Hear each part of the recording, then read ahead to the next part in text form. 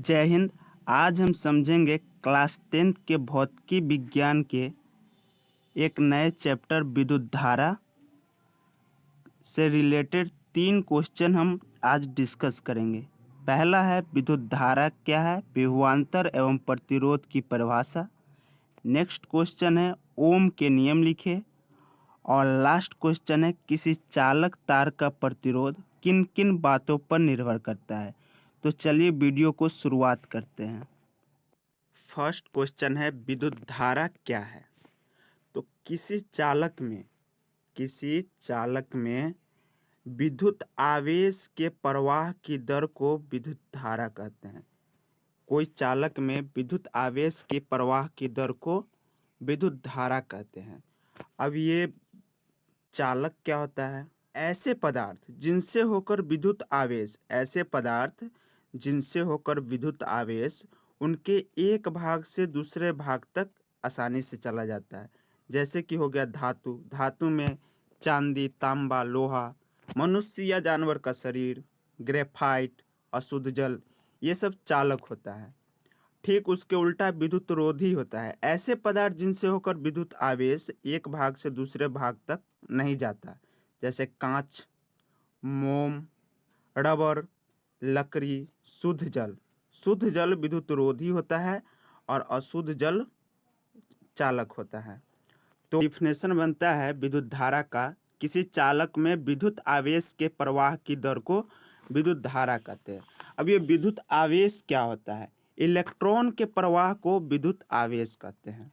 Electron क्या होता है? ये ऋण आवेश होता है, जो कि परमाणु की रचना इलेक्ट्रॉन, प्रोटॉन और न्यूट्रॉन होता है, जिसमें इलेक्ट्रॉन ऋणावेश, प्रोटॉन धनावेश और न्यूट्रॉन क्या होता है? अनावेश होता है। तो वही कह रहा है इस डिफिनेशन में, किसी चालक में विद्युत आवेश के प्रवाह की दर को विद्युत धारा कहते हैं। इसका एसआई मात्रक क्या होता है? एम्पियर। इसका एसआई मात्रक एम्पियर होता है और यह एक आदिश राशि है, क्योंकि इसमें केवल परिमाण पाया जाता है, दिशा नहीं पाया जाता है। नेक्स्ट क्वेश्चन है विद्युत विभव। किसी धनात्मक आवेश को अनंत से विद्युत क्षेत्र के किसी बिंदु तक लाने में किए गए कार्य को और आवेश के मान के अनुपात को विद्युत विभव कहा जाता है। विद्युत विभव का फॉर्मूला क्या होता है? विद्युत विभव को V से जानते हैं, W/Q, V equal to W/Q, मतलब विद्युत विभव बराबर कार्य बट्टे आवेश। कार्य का मात्रक क्या होता है? ऊर्जा। और आवेश का मात्रक क्या होता है? कूलाम।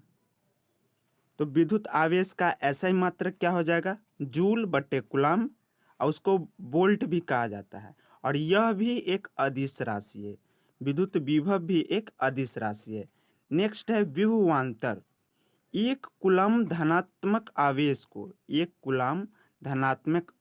को विद्युत क्षेत्र में एक बिंदु से दूसरे बिंदु तक लाने में किए गए कार्य को उन बिंदुओं के मध्य विभवांतर कहा जाता है। मतलब एक बिंदु से दूसरे बिंदु के बीच दूसरे बिंदु तक लाने गए कार्य को क्या कहते हैं? विभवांतर।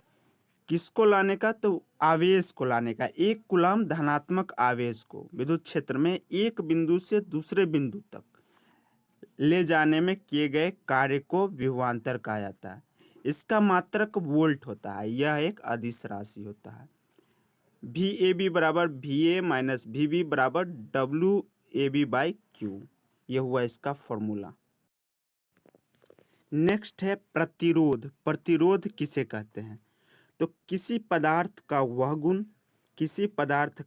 गुण जिससे होकर धारा के प्रवाह का विरोध करता है। किसी पदार्थ का वह गुण जो उससे होकर धारा के प्रवाह को विरोध करता है, उस पदार्थ का प्रतिरोध कहलाता है। प्रतिरोध क्या कार्य? विद्युत धारा के प्रवाह का विरोध करना। इसका फॉर्मूला क्या होता? प्रतिरोध का फॉर्मूला होता है विभवांतर बट्टे धारा, R बराबर V/I, जिसका मात्रक क्या होता है? प्रतिरोध का ऐसा मात्रक ओम होता है, जिसका सिंबल कुछ इस तरीके से होता है।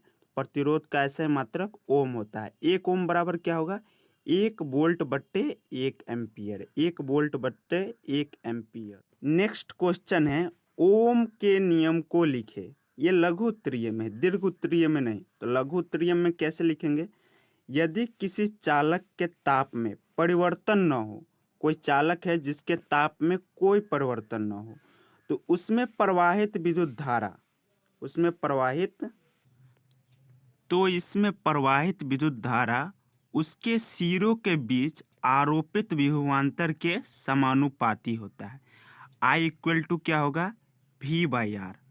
अगर V इक्वल टू क्या होगा? RI। इसका डायग्राम ऐसे बनेगा। इस डायग्राम में एक शुष्क सेल लगा है, एक एमीटर है, एक वोल्टमीटर है, एक स्विच है और एक नाइक्रोम तार के टुकड़े P और Q के बीच संयोजित किया गया है। और इसका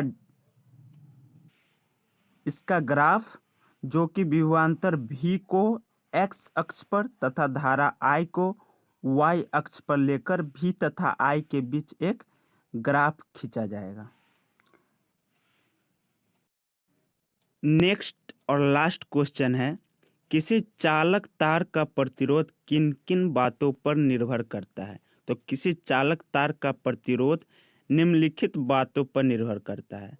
पहला है तार की लंबाई पर, नेक्स्ट है तार की मोटाई पर, चालक के पदार्थ पर और चालक के ताप पर निर्भर करता है। तो फर्स्ट देखते हैं तार की लंबाई पर। तार की लंबाई पर क्या होगा? किसी तार का प्रतिरोध R उसके लंबाई L के समानुपाती होता है। इसका मतलब क्या हुआ? तार की लंबाई जितनी अधिक होगी उसका प्रतिरोध उतना ही अधिक होगा। तार का लंबाई जितना बड़ा होगा उसका प्रतिरोध उतना ही बड़ा होगा।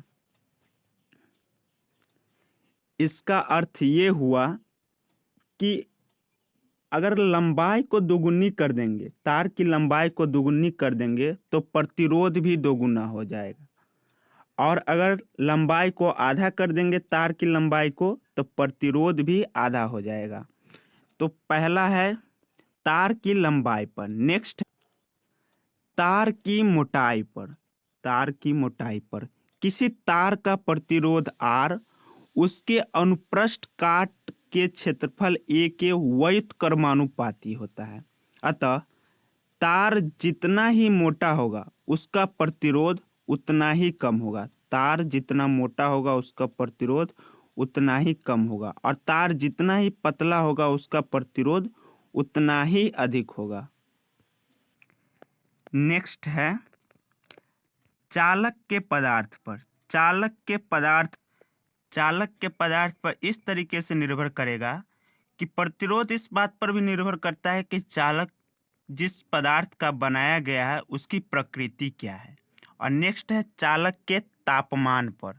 चालक के तापमान पर निर्भर करेगा। ताप बढ़ने से चालक का प्रतिरोध बढ़ता है और ताप घटने पर चालक का प्रतिरोध घटता है। हम आज के इस वीडियो में इन तीनों क्वेश्चन को डिटेल्स में देखे हैं। हम आशा करते हैं आपको वीडियो पसंद आया होगा और तीनों क्वेश्चन आसानी से समझ में आया होगा। मिलते हैं अगले वीडियो में। जय हिंद।